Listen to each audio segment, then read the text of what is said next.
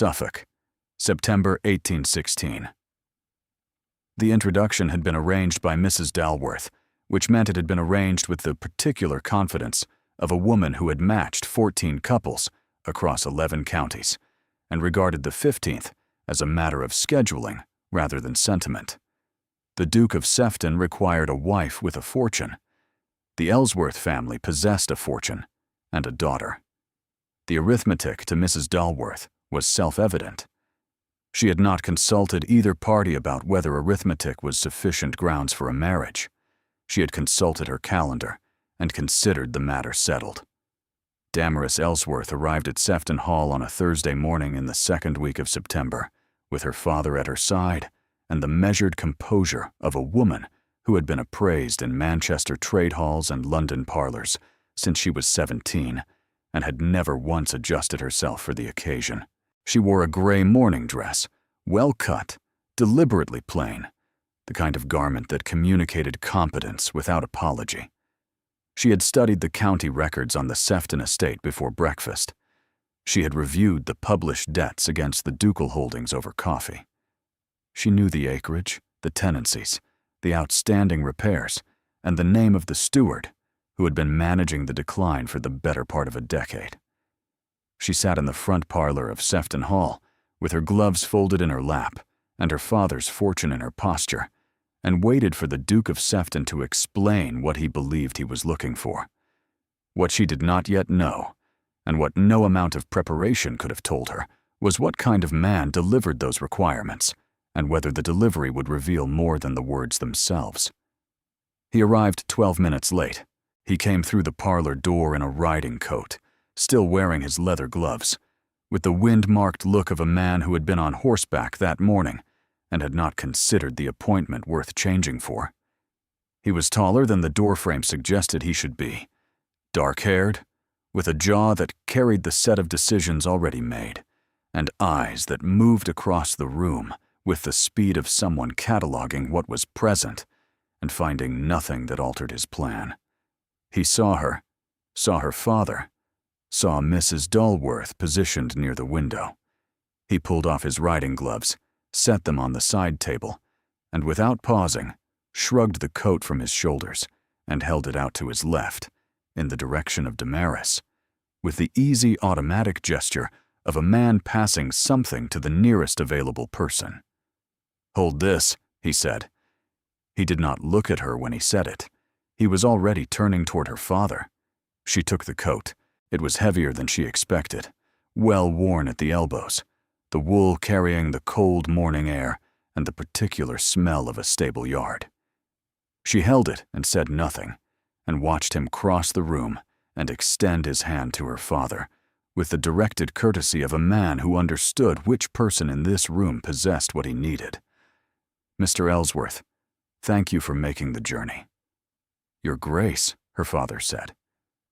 Matthias Ellsworth shook the Duke's hand with the grip of a man who had built a wool trade from a single warehouse and the measured expression of a man who had observed exactly what had happened with the coat and was filing it under matters to be discussed later. The Duke turned. He looked at Damaris for the first time with the complete evaluating attention of a man now prepared to assess what had been brought before him. "Miss Ellsworth." "Your Grace," she said. She was still holding his coat. He looked at the coat in her hands. Something shifted behind his expression. Not embarrassment, she decided, but the brief registration of a man who had performed an automatic gesture and was only now calculating that it had said more than he intended. He did not apologize. He gestured toward the chairs and said, "Shall we?" They sat. Mrs. Dalworth and her father withdrew to the far end of the parlor with the coordinated subtlety of two people who believed a landscape painting required their urgent attention. Damaris folded the coat across the arm of the chair beside her, neatly, precisely, with the particular care of a woman handling evidence she planned to remember. "Mrs. Dalworth will have explained the general situation," he said. "I will be specific." She inclined her head. "The estate requires capital. The east wing roof has needed replacement for 3 years. The tenant farms along the north boundary are producing below capacity because the fencing and the irrigation channels have been neglected since my father's time. The household needs management that has not been provided." He paused. He looked at the window rather than at her. "I need a wife who understands that this is an arrangement with duties, not a romance with a coronet." She looked at the way he had organized his list and the precision with which he had placed the word arrangement, where the word marriage should have been, and the controlled tightening of his voice on the word romance, the way a voice tightens around a word that has drawn blood before. "You have been married," she said. The room went still. "Yes." "And the marriage was not what you described, not an arrangement. Something else." He held her gaze with the expression of a man who had not expected to be read this quickly, and who was recalculating whether being understood was something he could afford.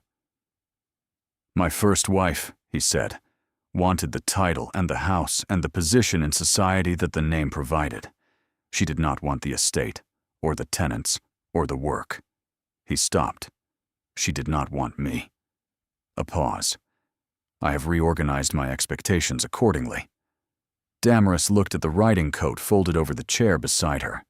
She looked at the man who had walked into this room and handed his coat to the woman he was meant to be considering as a wife, because somewhere between the stable yard and the parlor door, he had already placed her in a category, and the category did not require him to see her face. She understood that he was not listing requirements. He was reciting a defense, and the defense had been built so carefully around the wound that he no longer recognized which was which. She stood. He looked up, surprised. Not visibly, but in the way a man is surprised when something he assumed he was controlling takes a direction he did not authorize. "Thank you for your honesty, your grace," she said. Her voice carried the warmth of a woman who meant the gratitude and the finality of a woman who had reached a conclusion and was not available for appeal.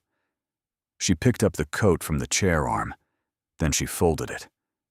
Not quickly, not carelessly, but with a deliberate, measured precision that required him to watch.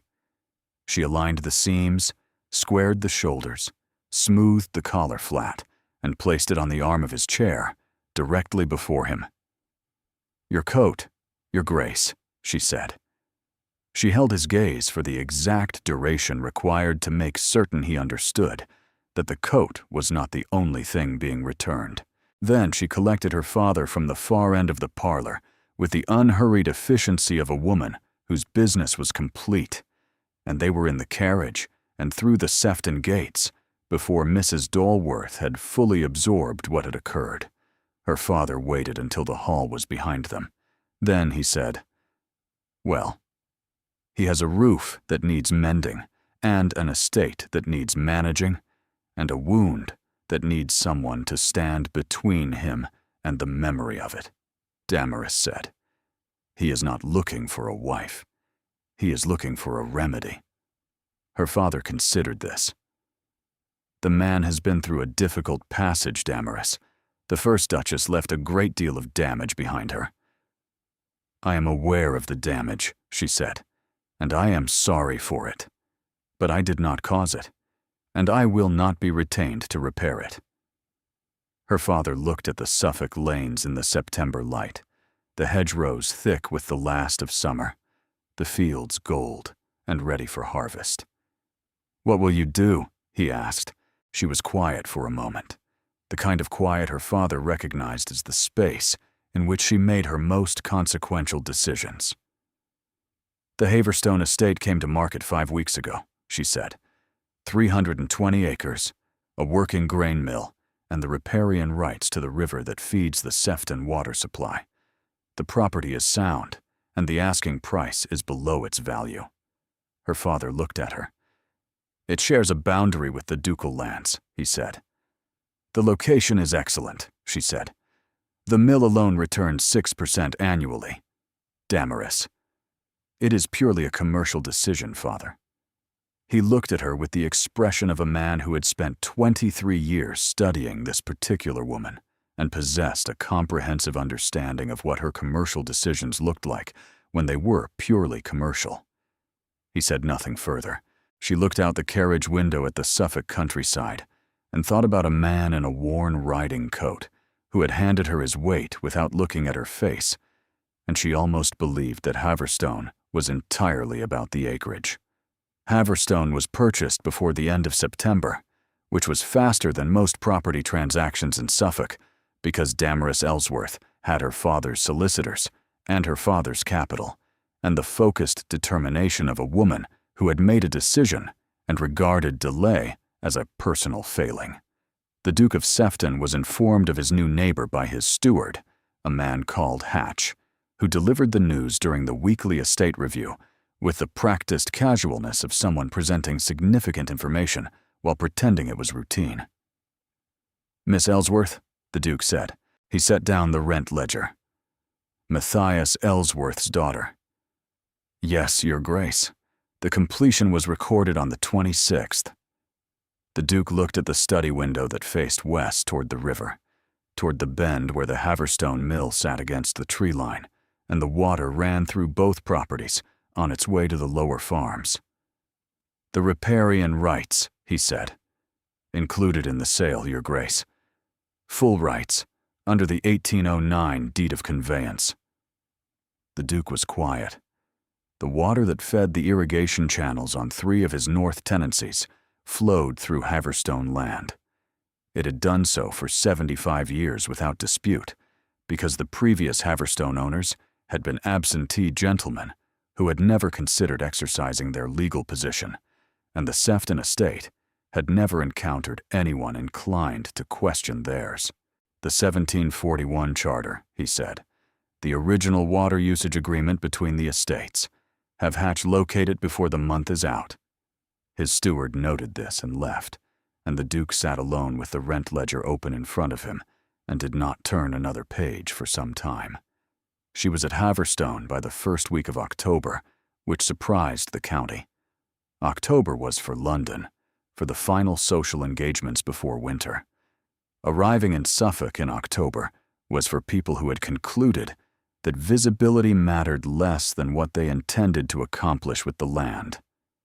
Damaris arrived on a Wednesday with 2 wagons of household goods, a housekeeper from the Ellsworth house in Manchester, a land agent from London, and a millwright she had commissioned to inspect the grain mill before she had even taken possession of the house.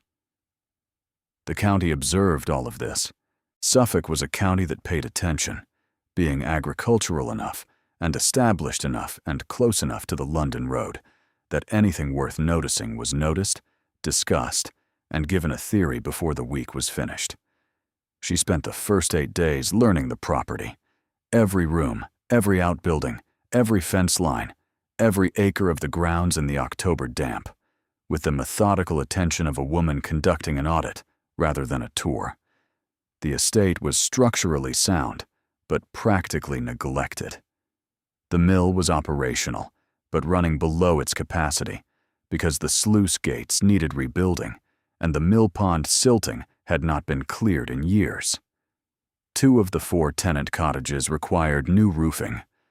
The river path that connected the mill to the lower road had washed away in the spring floods and not been repaired. She noted everything, prioritized everything, and had a full restoration schedule completed by the following Monday. The millwright began work on Wednesday. On the 2nd Thursday of October, she walked the river boundary. The water ran along the northern edge of Haverstone, clear and steady in the autumn current, and beyond it lay Sefton land, the tenant farms visible through the thinning trees, the hall itself a suggestion of chimneys and pale stone on the horizon. She stood at the mill dam and looked at both sides of the river and thought about deeds and charters and the particular complications that arose when one estate's livelihood depended on another estate's water. She heard the footsteps on the far bank before she saw him. He came from the Sefton side on foot, following the river path, in the same riding coat she recognized from the parlor. He stopped at the water's edge and looked across at her with the evaluating expression she remembered from the interview. "Miss Ellsworth," he said, "Your Grace." They stood on opposite banks of the river that ran between their properties, the October air carrying the sound of the mill wheel turning somewhere behind her. "I see you have not delayed," he said. "I have not," she agreed. The mill required attention. The sluice gates were failing, and the pond had not been dredged in some years. "The sluice gates," he said. He looked upstream toward the dam. "The flow to the north tenancies has dropped this past week." "The millwright is rebuilding the gates," she said.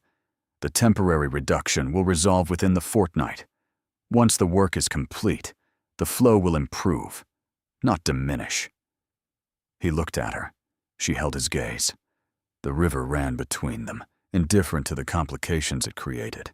"You are aware," he said, "that the water feeding those tenancies has been drawn from this river under a Sefton charter since 1741. "I am aware of the charter," she said. "I am also aware that my deed of conveyance grants full riparian rights without limitation. The charter predates the deed by 68 years, which raises an interesting question of precedence." Something shifted in his expression, not the evaluating look, something less managed. "You have read the charter," he said. "I have read everything," she said. He was quiet for a moment, standing on his side of the river in the coat she had folded and returned, and she thought he was recalculating something, though whether it concerned the water rights or the woman standing across from him, she could not determine and was not going to inquire. "The millwright's work," he said.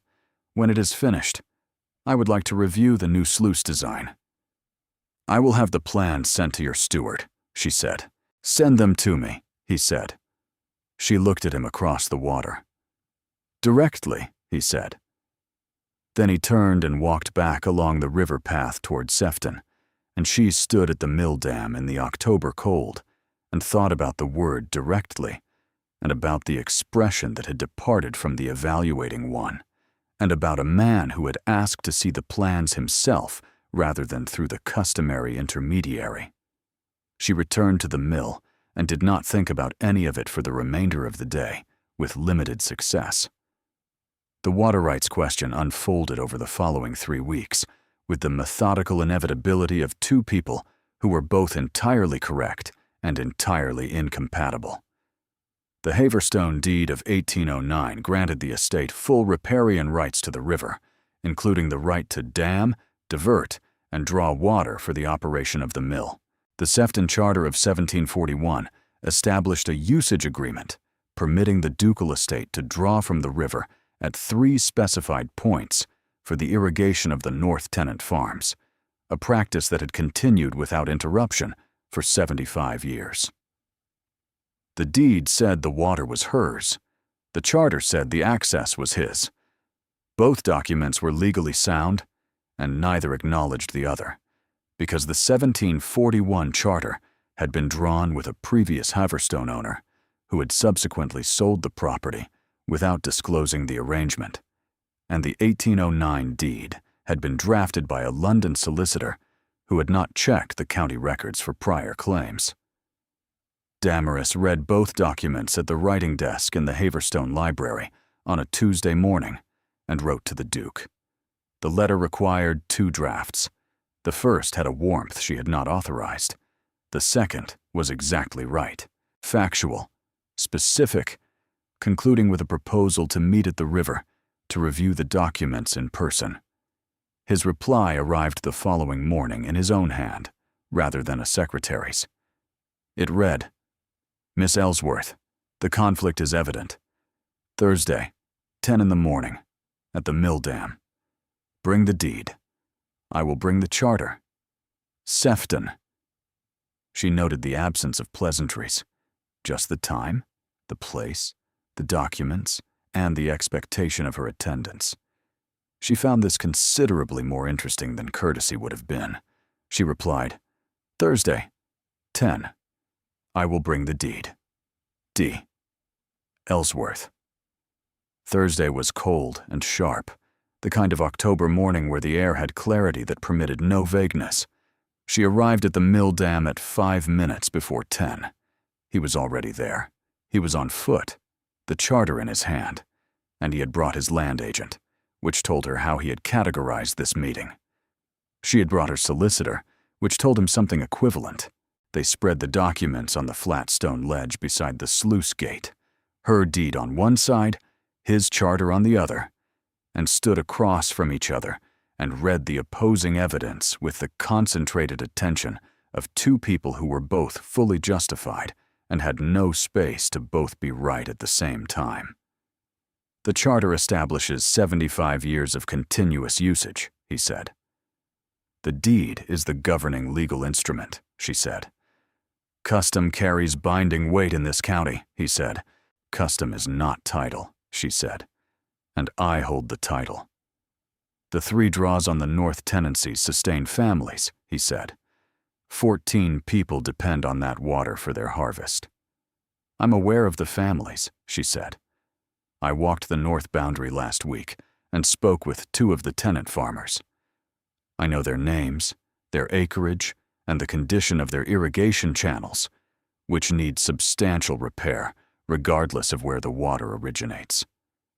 He looked at her across the sluice gate with an expression she had not catalogued in their previous meetings, not the evaluating attention, something closer to the look of a man encountering a quality he had not prepared for and had not finished accounting for. You walked the Sefton tenancies, he said. I walked the boundary, she said. The tenancies are visible from the boundary. The conversations followed naturally. They hadn't followed naturally. She had gone deliberately. But that was not information he required. He looked at the river. He looked at the woman who had bought the estate that controlled his water and had then walked his own tenant farms to learn the names of the people affected. I am going to propose terms, he said. She waited. A formal water-sharing agreement, he said. Recorded and binding. The riparian rights remain yours under the deed. The 3 irrigation draws continue under a licensed easement, reviewed annually, with the maintenance costs divided equally. The mill takes priority during the grinding season. The tenancies take priority during planting and harvest. She considered this. You are proposing a partnership. I'm proposing an arrangement that serves both properties without requiring either of us to pretend the other does not exist. You have 75 years of uninterrupted usage, she said. You could contest my deed through the county court and likely prevail on historical grounds alone. I could, he said. Why not? He looked at the river. Because a court proceeding would take 14 months, cost both estates more than the water is worth in currency, and produce 1 winner and 1 neighbor with a long memory. He looked back at her. I have learned that neighbors with long memories are more expensive than any easement. She looked at the man standing across from her, who had walked into her parlor 5 weeks ago and handed her his coat without seeing her, and who was now offering to share what he could have fought for, because he had determined she was someone worth settling with rather than defeating. I accept, she said, on the condition that the agreement references the deed as the primary legal authority, with the charter noted as historical context, rather than competing claim. He was quiet for a moment. Agreed, he said. She extended her hand across the sluice gate. He took it. Her grip carried the certainty of a woman who had closed agreements across her father's table since she was 18, and his carried the brevity of a man who did not say with words what a handshake had already settled. Good morning, Your Grace, she said. Good morning, Miss Ellsworth. She walked back to Haverstone with her solicitor and the 1809 deed, and the quiet satisfaction of a woman who had held her position and been met with something she had not anticipated. The county suppers began in November. Suffolk society in the colder months was a closed circuit, the same families rotating through the same dining rooms with the practiced efficiency of people who had been conducting this ritual for generations. Damaris had been received with the careful curiosity of a county still deciding what to make of her. She was wealthy enough to warrant inclusion. She was not titled enough to assume it. She was, several people noted independently, remarkably well informed about land and water management, which in Suffolk was either a considerable asset or a social complication, depending on whose expertise she was eclipsing. Lady Ashcroft was the first to classify it as an asset. Lady Ashcroft was a widow of 56 who had managed the Ashcroft estate alone for 9 years and who recognized in Damaris a woman who understood that competence was not a replacement for connection, but was a considerably sturdier foundation for it. She appeared at Damaris's elbow at the first county supper at the Penberry house, with the quiet timing of a woman who had been observing all evening and had selected her moment. "You handled Sir Haddon beautifully at table," Lady Ashcroft said. "Sir Haddon has strong views on mill tariffs," Damaris said.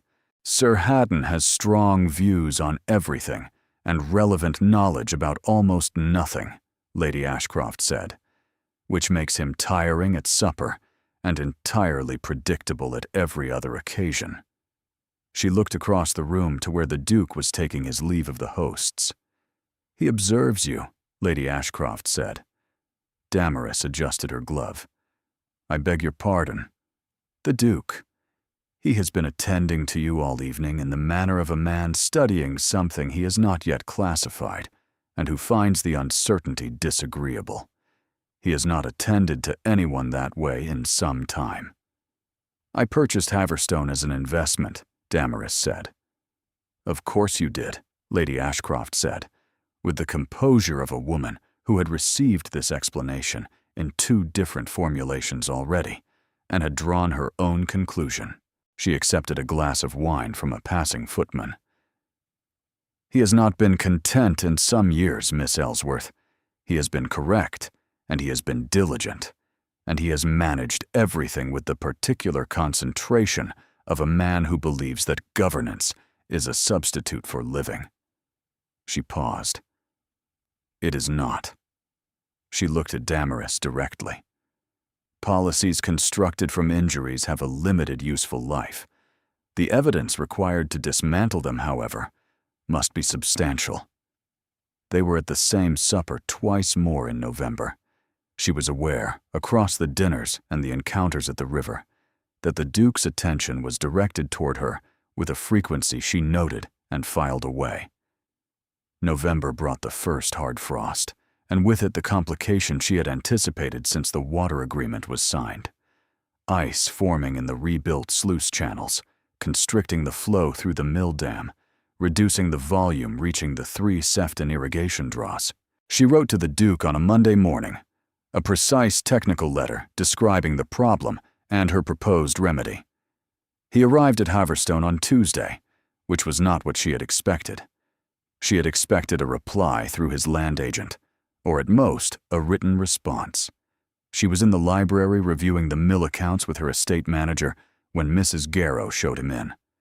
"I concluded that examining the sluice would be more productive than corresponding about it," he said, by way of explanation. "It would," she said. She dismissed the estate manager and took the Duke out to the mill in the November cold, with the sluice plans under her arm and the focused energy of a woman engaged in actual work. They walked the length of the mill channel in the frost. She showed him where the ice was forming against the rebuilt gates and what the original design had intended, and where the cold had exposed a weakness in the millwright's calculations. He listened with the complete concentration she had come to expect from him, and asked one question that confirmed he understood the engineering, and a second question that indicated he already saw the answer. "If the millwright angled the lower gate to face the current," he said, tracing the line on the schematic, "the flow would clear the ice before it accumulated. The problem is not the temperature, it is the angle."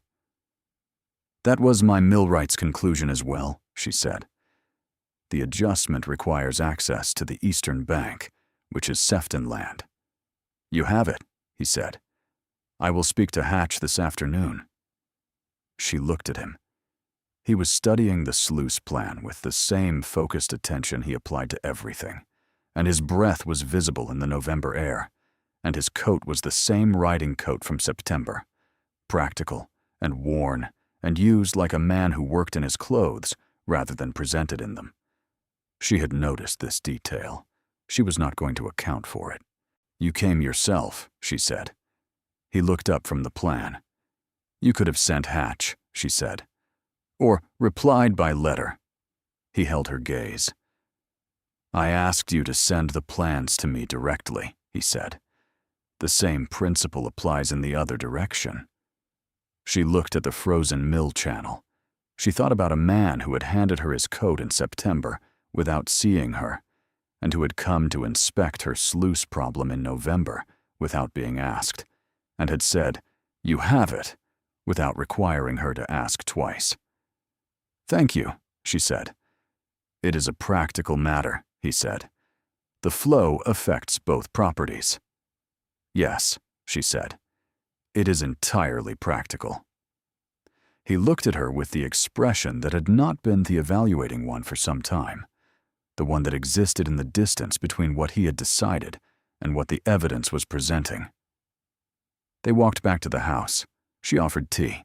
He accepted, which was the first time he had accepted anything at Haverstone, and they sat in the library for 40 minutes and talked about the sluice modification, and then about the county grain tariff, and then about a volume on hydraulic engineering she had on the shelf that he had also read, and neither of them mentioned September or the parlor or the coat, and the afternoon was entirely about property and entirely about something else. December brought the winter assembly at the Penbury House, which was the principal social occasion of the season in this part of Suffolk. 42 people, the full county representation, the kind of evening where positions were established and affiliations made visible. Damaris arrived with Lady Ashcroft, who had adopted the practice of arriving together without either of them having explicitly arranged it, which was Lady Ashcroft's method of making something official without the inconvenience of a discussion about it. The Duke was present. He was across the room when she entered, in conversation with Mr. Pemberton and 2 gentlemen she did not recognize, and he looked up when she arrived with the attention she had learned to identify and had ceased pretending she did not notice. The evening proceeded as these evenings did. She discussed the county road program with Mr. Pemberton, who held firm opinions, and with the Duke, who materialized beside Mr. Pemberton and remained. The 3 of them talked about roads until Mr. Pemberton was called away by his wife, and then it was the 2 of them, and the conversation shifted without either of them directing it from roads to the mill output, to the spring planting, to a question he asked about the Manchester wool trade she had grown up in. That was the first question he had ever asked about her, rather than about the property. She answered it. He listened.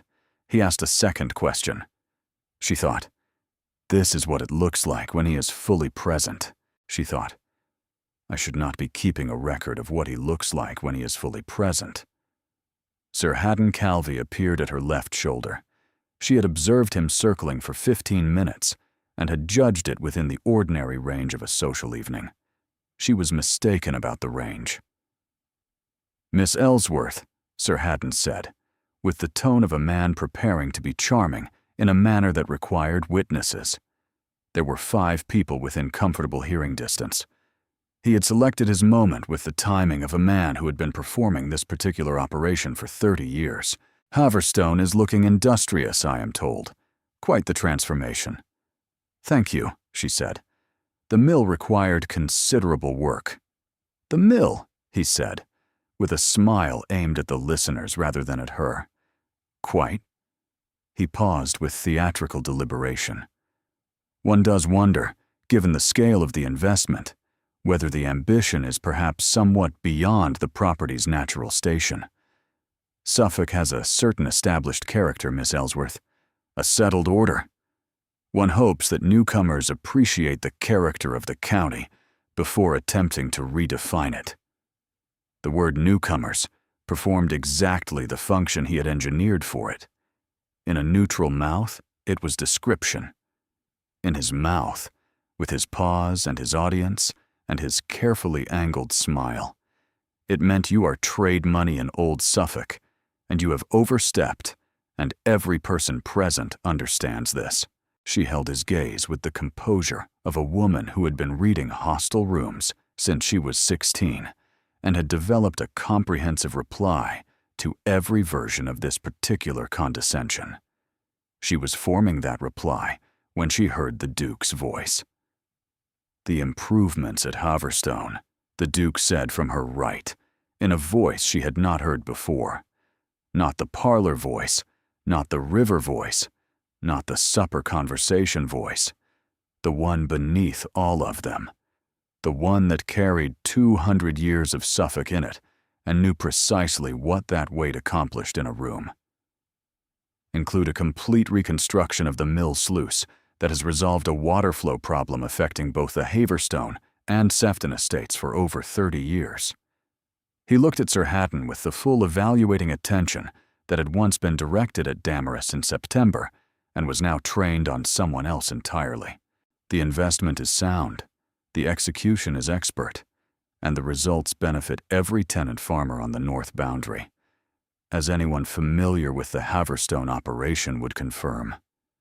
Sir Hatton's smile underwent a rapid and visible recalibration.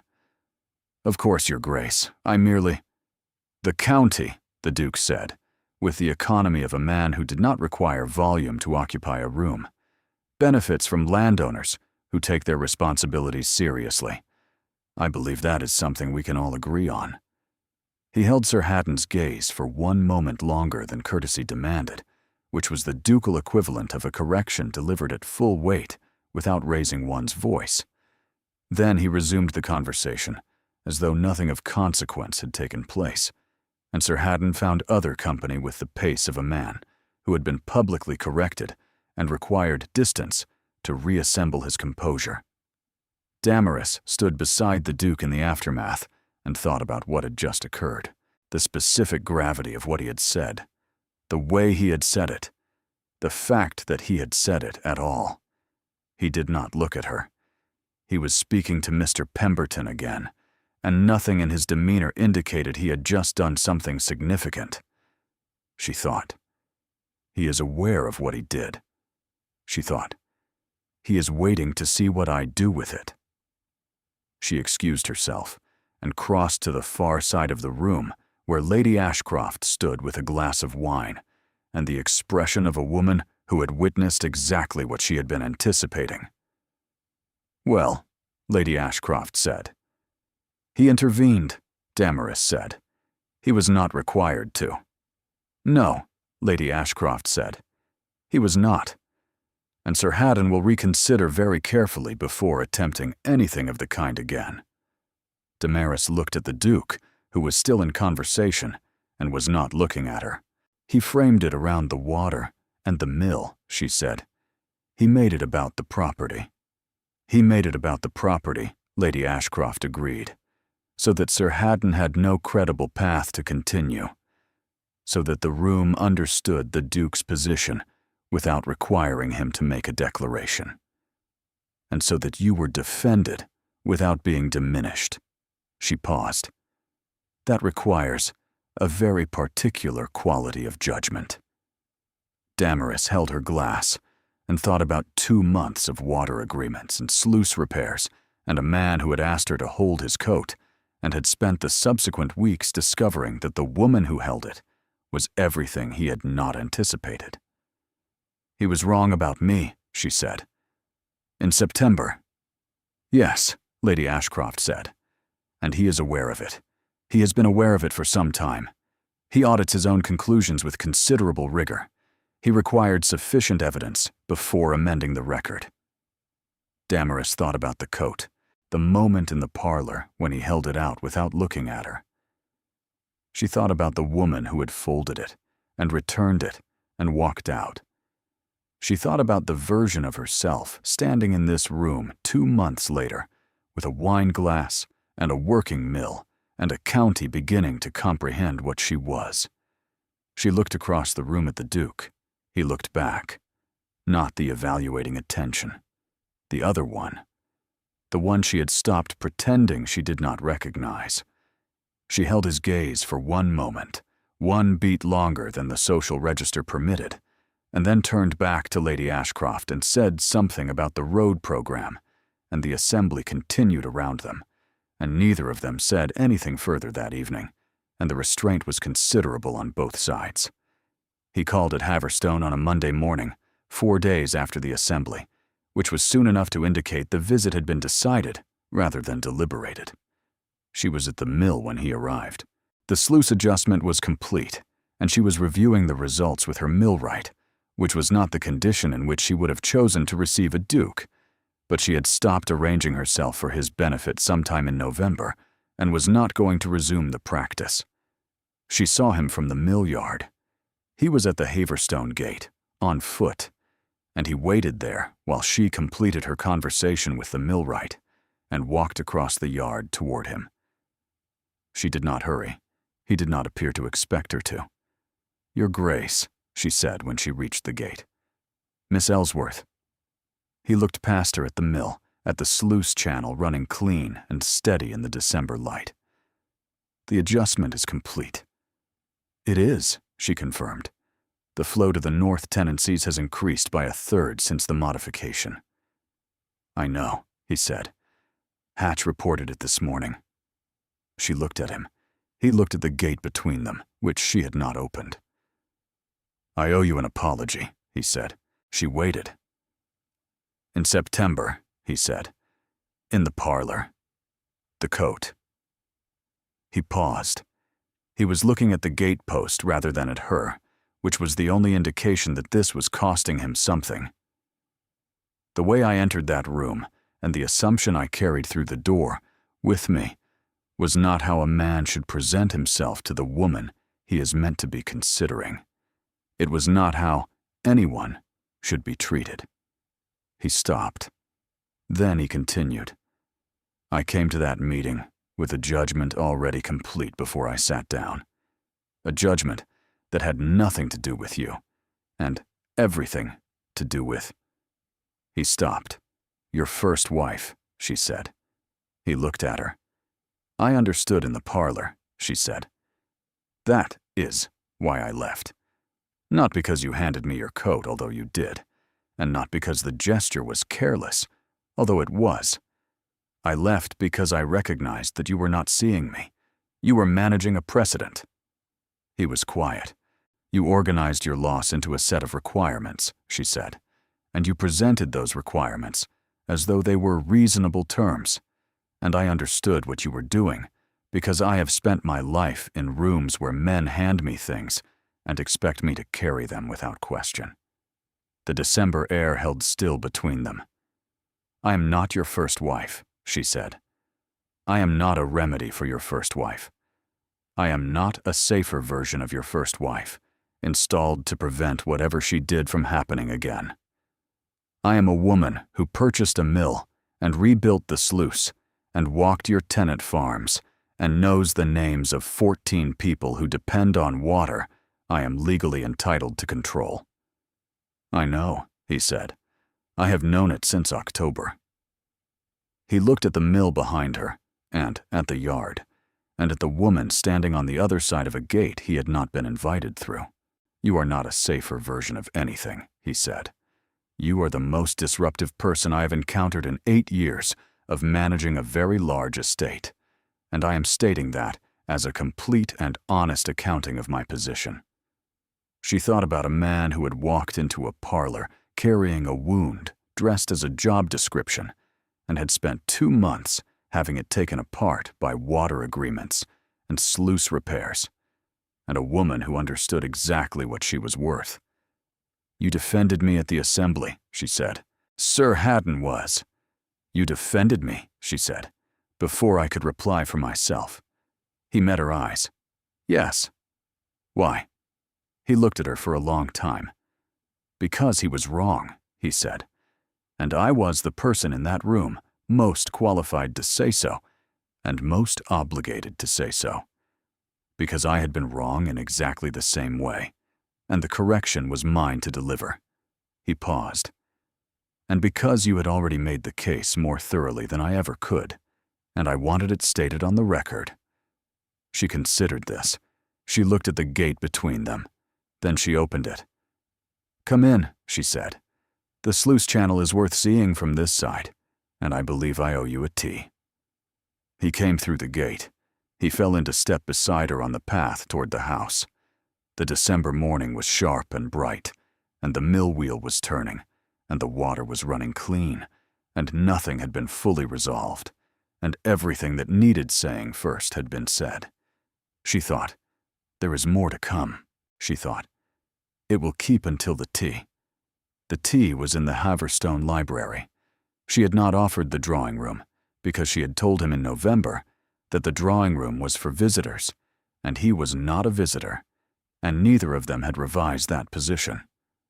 Mrs. Garrow brought the tea and departed. Damaris poured. She handed him his cup. They sat across from each other in the room where she worked every morning, and the December light came through the tall windows, and the mill reports were on the desk between them, and the room was warm, and neither of them spoke for a moment. He set down his cup.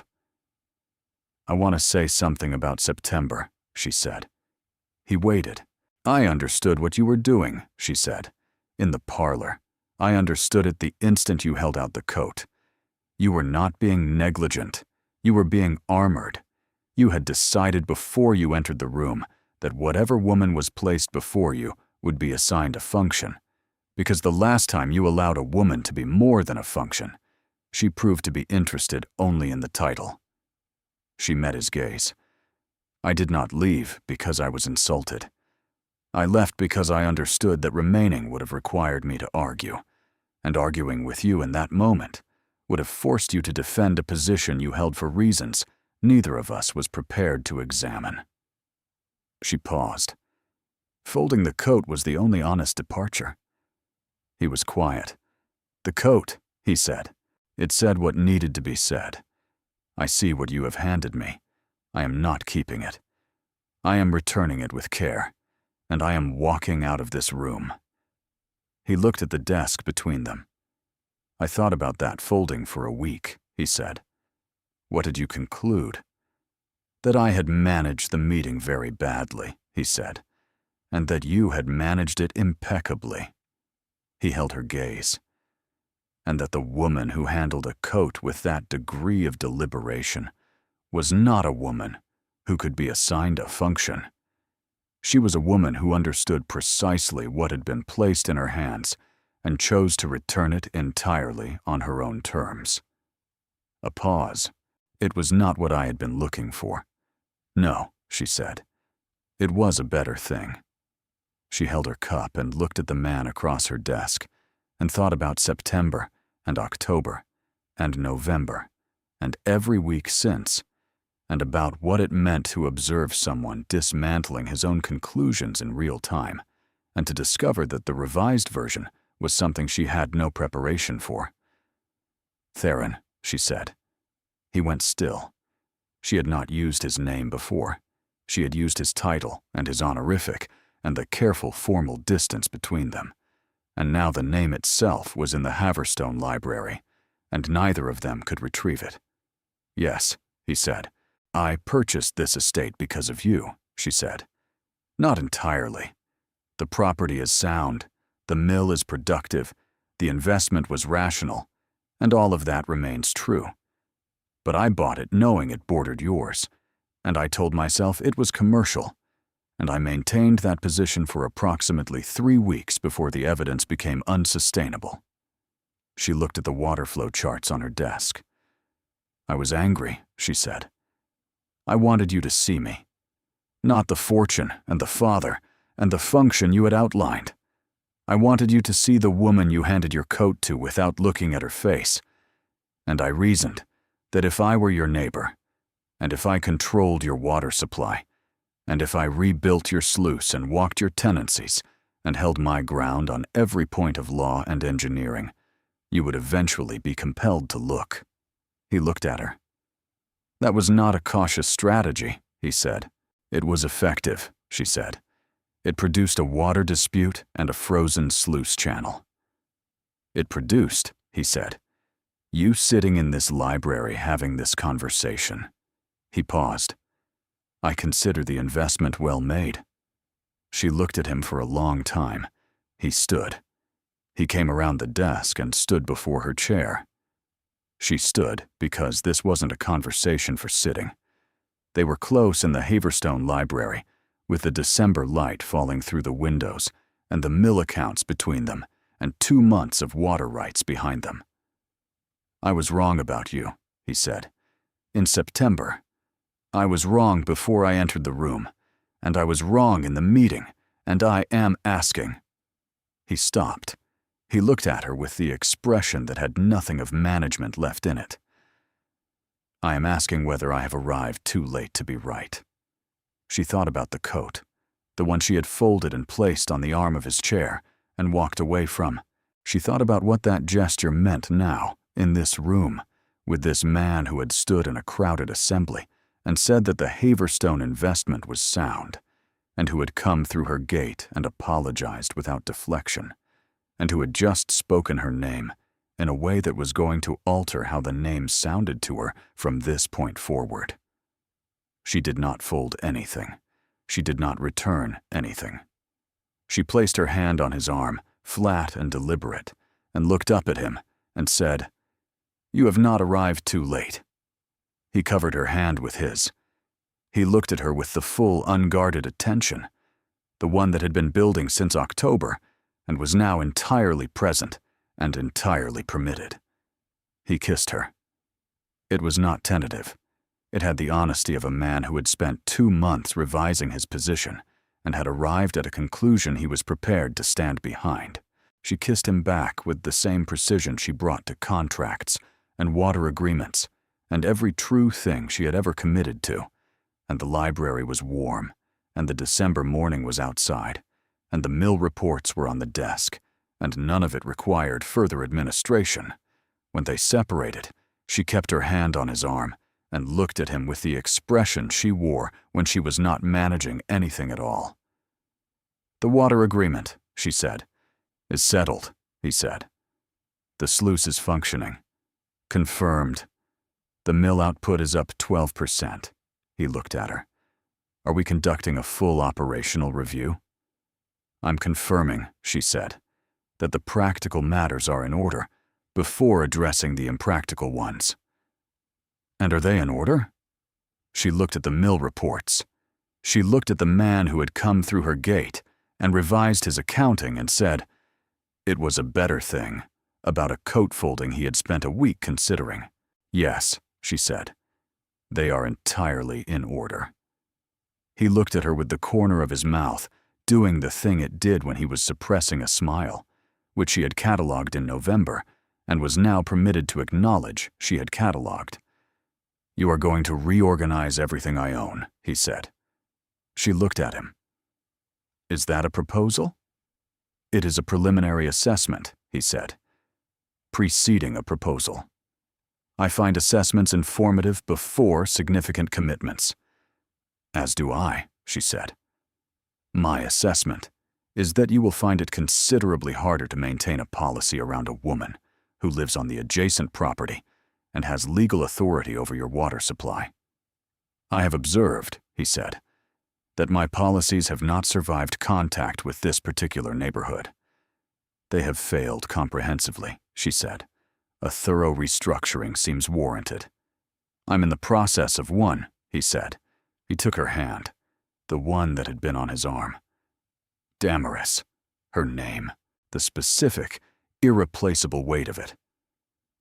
Theron, she said, and this time it carried everything she had not said since September. January in Suffolk was the county at its quietest and most watchful, the fields resting under frost, the social calls reduced to the essential. Damaris and the Duke were engaged by the second week of January. He had asked formally in the Haverstone library, again on a Wednesday morning, with the directness she had come to rely on.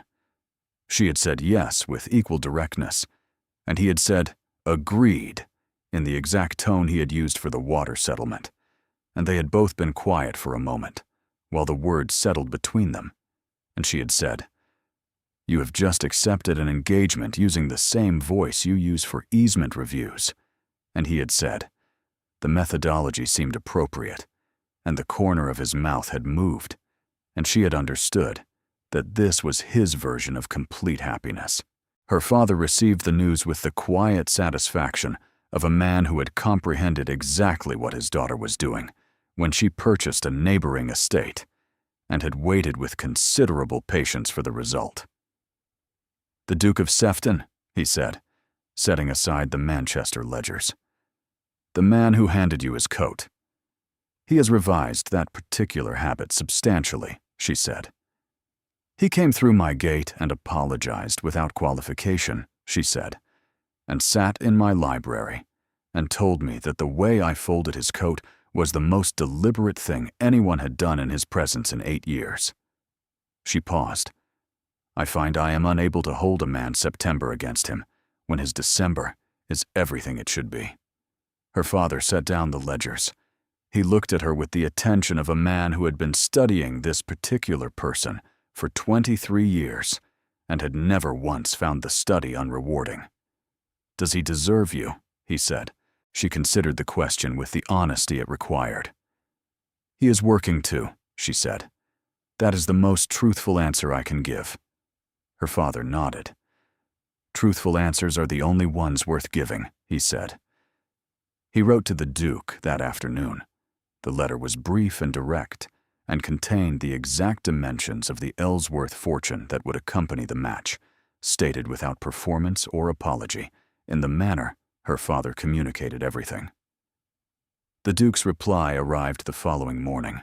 It was addressed to Damaris, not to her father, which told her a great deal. It said, "Your father's letter was generous and entirely beside the point. I am marrying you. The accounts will follow. T."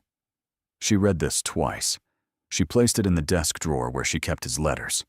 There were 9, beginning with the first note about the water charter, and proceeding through every practical communication that had been, in retrospect, nothing of the kind. Lady Ashcroft called on Thursday with the contained energy of a woman who had reached the absolute boundary of what restraint could sustain. "Well," she said, before she had fully seated herself. "Well," Damaris agreed. The library," Damaris confirmed. "He was happy when he called on me yesterday," Lady Ashcroft said. "I have not seen him happy in 3 years. He carries it quietly and without announcement, but it was there." She looked at Damaris steadily. "You are good for him." "He is good for me," Damaris said, "which is the part I did not foresee." "What did you foresee?" "I anticipated proving a point. I anticipated being correct." She paused.